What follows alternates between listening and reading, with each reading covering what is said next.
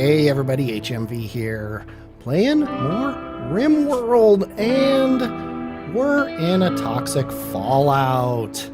Albert, Hermione, and Kaylee all have moderate buildup, so they are currently relegated to working inside the base only. Beverly has minor buildup, but has developed cancer in her liver. But we need work done, so she's allowed outside.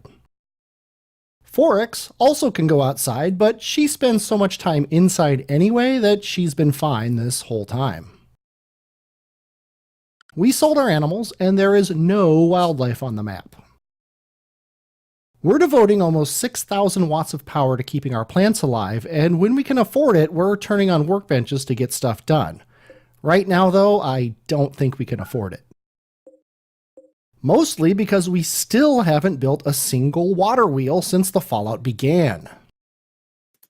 Oh, and Kaylee's on a mental break. At least she chose to hide in her room instead of wander around outside. Other than that, though, we're doing just fine. Even with everything off, the sun has to completely rise before that second light turns on. But Beverly's mining us some steel, and we've got components for days. And as she's building that water wheel, I see she's back up to moderate levels, but this is so important I let her finish before sending her back inside. Forrix is also now at moderate buildup, so for the first time, we are all hiding indoors. I turn the workbenches on so we have something to do. I also expand the definition of inside to include Beverly's new room so we can get it built when Hermione's done eating. And playing chess. Okay, Beverly's doing it, finally. But as usually happens during toxic fallouts, once all the critical stuff is shored up, it's mostly a case of sitting and, well, waiting it out. A lightning strike lights a wall on fire, and I find it annoying that they won't put it out, even though they're allowed to stand next to it. I have to actually include the wall in their zone before they'll care. Oh, Kayloon, why couldn't you tell us you were a doctor? We might have risked it if you were a doctor. And we end up having to fight a raid anyway. Tedomilla, our eternal enemies. 5 guys. Oh, and one of them has Molotovs. 3 more have guns, and 1 guy's got a knife. And because of the toxic fallout, I never made those extra turrets I wanted. Okay, let's do this. First, I unrestrict everybody's movement. Then, I queue up some traps to be built, decide there's no way we're going to get a turret built, and then wake everybody up. I should have forced work on traps, but I decided to let people do what they wanted. Which, of course, meant that everybody screwed around, except Beverly, who actually did some work. She got a whole trap made before they started their assault. I spread us out and even let Forrix join in the panic room with Beverly. We're getting flanked, so I send Beverly out to help Kaylee on the right.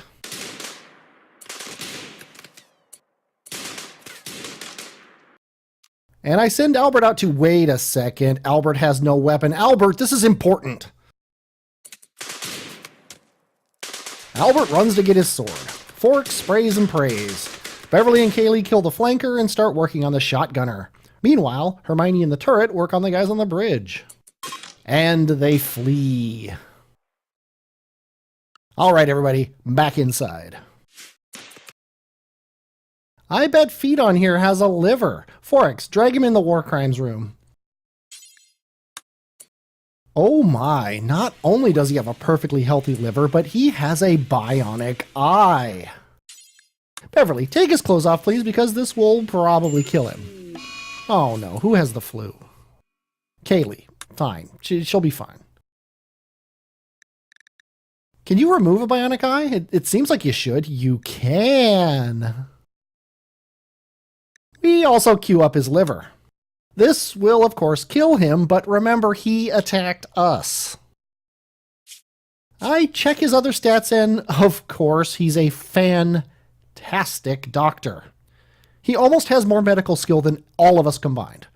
But he's lacking in a lot of other things, I tell myself. Plus, I want that eye. But really, he's a really good candidate. But the choice is made. Forrix gets right to work at, oh no you don't. I queue the job up for Albert. He can't screw up twice, right? Wait a second, light. You need light.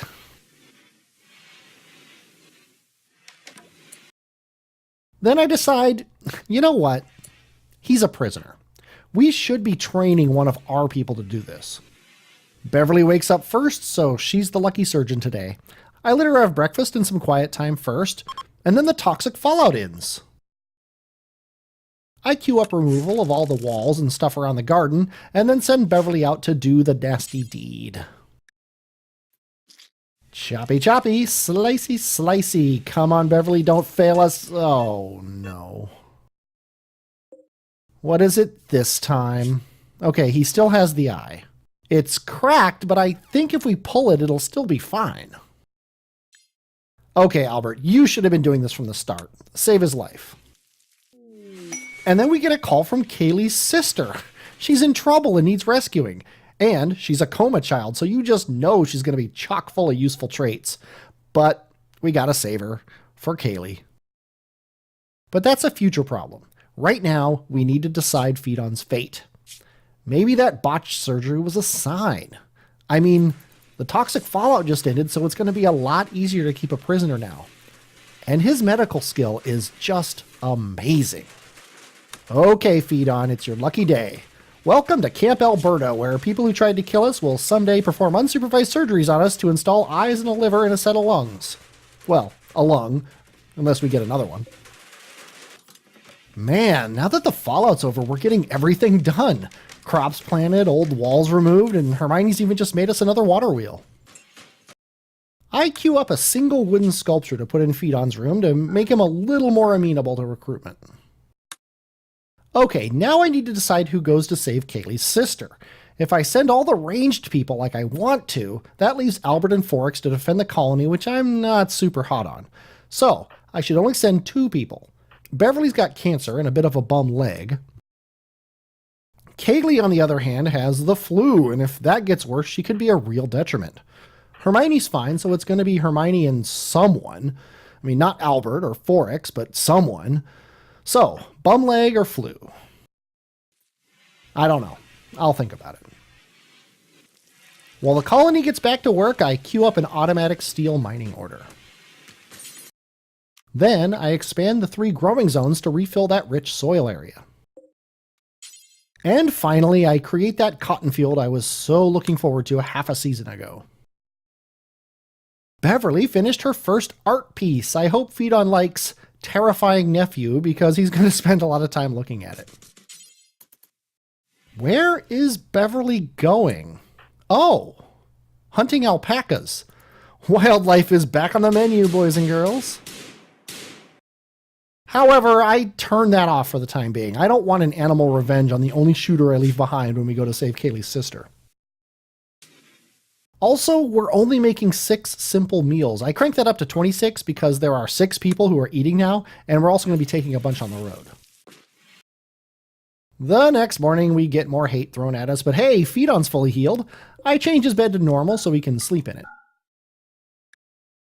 And now it's time to rescue Kaylee's sister. In the end, I finally decide to take Beverly with Hermione, along with enough simple meals that nothing will rot, some medicine, and a little bit of silver in case a trade opportunity comes up. Just over a day's travel. Not too bad, really. Meanwhile, Kaylee works on Phaedon. 1 point per attempt isn't bad, but that means we've got at least 27 more attempts before we can finally recruit him.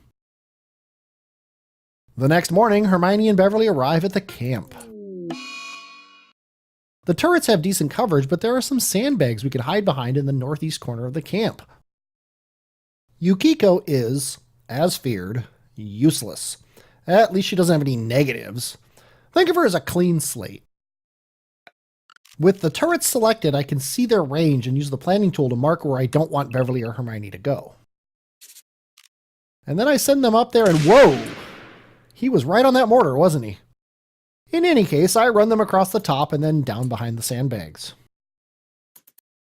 Look how perfect this spot is.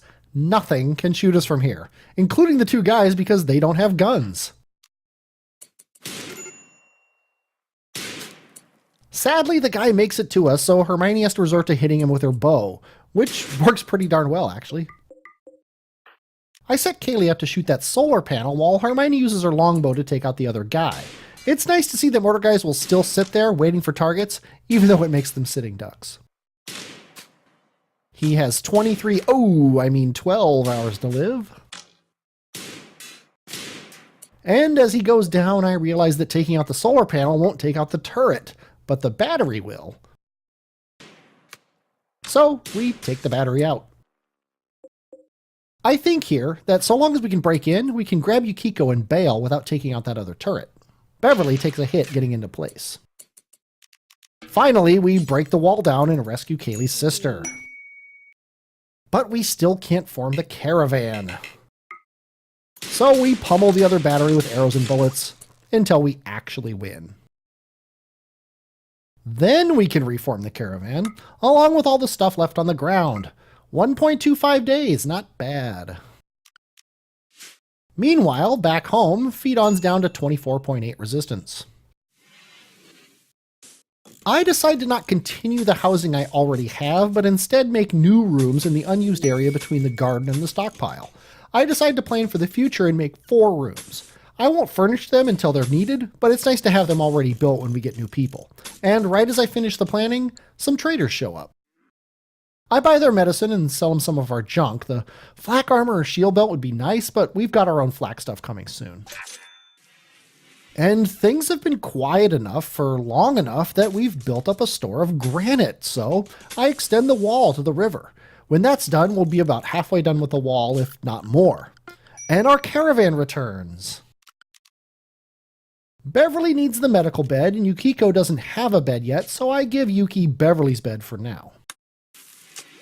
When Beverly's feeling better, I make her prioritize building the new bed and then decide to just let her have it. It's also getting hotter in this last day of spring, so I splurge with our ample power reserves and queue up a few coolers for the living areas. And now that we're all home again, meat's back on the menu. I also queue up mining of components so we won't run out while I'm not looking. It looks like in the not-so-distant future, the managerial mod is going to have them mine out all of this granite. So I square off this corner, put a mining order in for all the stone, and add a door to the corner.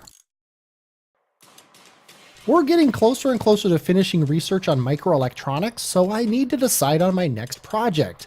However, first I should deal with the— oh boy, Yuki, what have you done? Okay, good. It's just one of them. Only one rhino is charging you.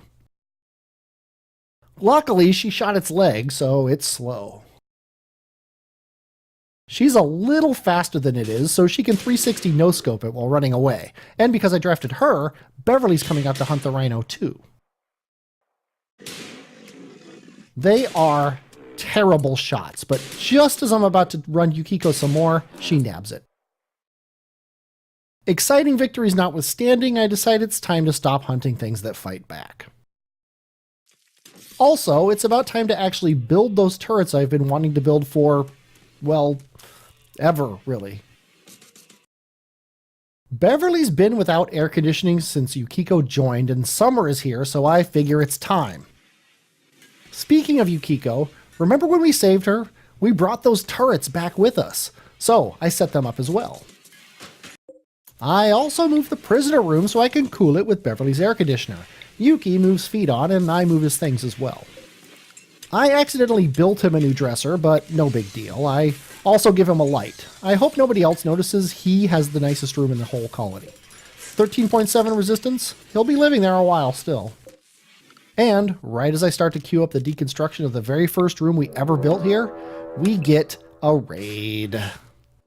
Tedomela wants to use sappers to get around our defenses. Well, the joke's on you. We don't have any defenses. Okay, that's not technically true, but we don't have walls. Well, okay, that's not technically true either, but we don't have effective walls. And it looks like there are 5 gunners and 1 with Molotovs. If I know sappers, they're going for the bedrooms. It almost looks like they're coming to rescue Phaedon. I line us up north of the storage room to hopefully draw them that way instead, into our turrets. And it works! Now instead of attacking our walls, they're... Oh, wait. We have garbage range. But at least we can take cover while Albert tries to flank. Or maybe stop that sapper. Bandit camp quest. We're a bit busy right now. Ooh, 2 free power generators. Okay, maybe later. Forrix is in a terrible position. With her range, she'll never even fire a shot, so I move her up. And I get everybody to fire at Fox because she's the one with the Molotovs. And right before Albert can get to Fox, Beverly takes her down. Hermione's frustratingly just out of the field of battle, so I move her forward.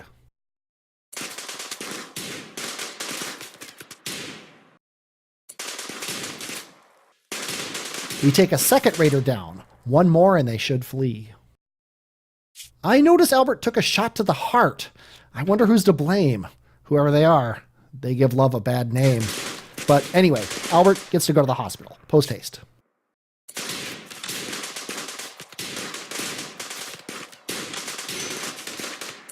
And Beverly gets hit too. What's wrong with her? Everything. Forrix, if you would. We've only got 3 fighters left, but no real good shots. We need to hope for a lucky shot if we're going to... Oh, thanks, Hermione. But we are beat up. I turn most of the rooms near the hospital into temporary hospital rooms of their own. And everybody goes to one, except Yukiko, who's playing horseshoes. And Beverly. Where's Beverly? Oh, geez. Yuki, would you go save Beverly? And Hermione, because you're closer to the meds, would you mind saving her life, please? Albert's dead in 3 hours. Kaylee, I'm sorry, but please do not let him die. Kaylee finishes with Albert, and I send her directly to Yuki, who also has a death timer, though it's 17 hours. Forrix isn't in danger of dying, but she could get an infection, so if you would, Hermione. Kaylee finishes with Yuki, and lo and behold, she has 8 hours before she dies. Get to bed, girl. And Hermione, I know you're going to hate me for this, but if you could. And Kaylee, now that you're not in immediate peril, would you return the favor on Hermione? She's the only one we haven't tended to yet. That all over, I check that bandit camp quest location, and it's not too far away. Not too far away at all. Though I don't think we'll be going in the immediate future, what with almost being dead and all. And with all that running around bleeding everywhere, I shouldn't be surprised that we get an infection in Kaylee. She's dragging a dead body, so I let her continue until she's closer to the hospital. Then I send her to bed. Efficiency over common sense, I always say. Then I send Albert in to hopefully keep her from dying. Beverly lost her gun, and we seem to have this brand new LMG in storage, so I let her have it. And the next morning, we start feeling a little better. Better enough to actually take down that old room. Summer's here, and the time is right for dancing in the street. I mean, converting our rice field to corn. Kaylee cleans up every room except the bloodiest one, our hospital room. Then she gets tired and takes a nap in the bloody hospital room. Her infection is extreme, but it's only 82%, and her immunity is 95, so she'll be fine. And things are back to normal. We're hunting, we're cooking, we're researching and crafting, and everybody's basically happy, so naturally I'm terrified. I move the chessboard out of the production room. And for quite some time, the colony just runs itself. Beverly even heals up fully. In addition to those turrets that I brought home and then didn't use in the last raid, I also brought home a mortar. I install it now. Kaylee is a major break risk. She saw 5 rotting corpses. Well, it was while she was building the wall around the corpse pile, so hopefully people won't have that problem anymore. Except, of course, right after a raid when we have to drag more corpses in there. I didn't notice this until now, but Yuki's a night owl. I set her schedule to match her mood. I also queue up specific rest times for everybody, so there is one time a day where everybody is relaxing together. Oh, Hermione made an excellent LMG now. She gets that one. And it's time. The panic box has served its purpose, but hasn't really been useful for a while. It's the end of an era, and of course a boomlope would have to interrupt this moment. Yeah, put the fire out so you can deconstruct the building in the morning. I set up a shelf next to the body pile for Molotovs so they're right there when we need to burn people. And Yuki works feet on down until he's ready to listen to reason. I can feel it. We'll get a surgeon any day now. And the very next morning, on her very next attempt, Yuki succeeds. Feed on, welcome to the colony. Not only are you a fantastic cook and great surgeon, you actually like seeing dead people. Which is a bit scary for a combination surgeon cook now that I think about it. I decide also to make him a night owl, even though he isn't one really. And if you would, as your first job in the colony, would you pick up those Molotovs? And report to the dead body pile. There we go.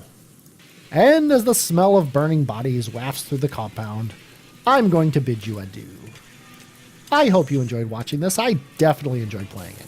I'm HMV and I will, as always, talk at you later.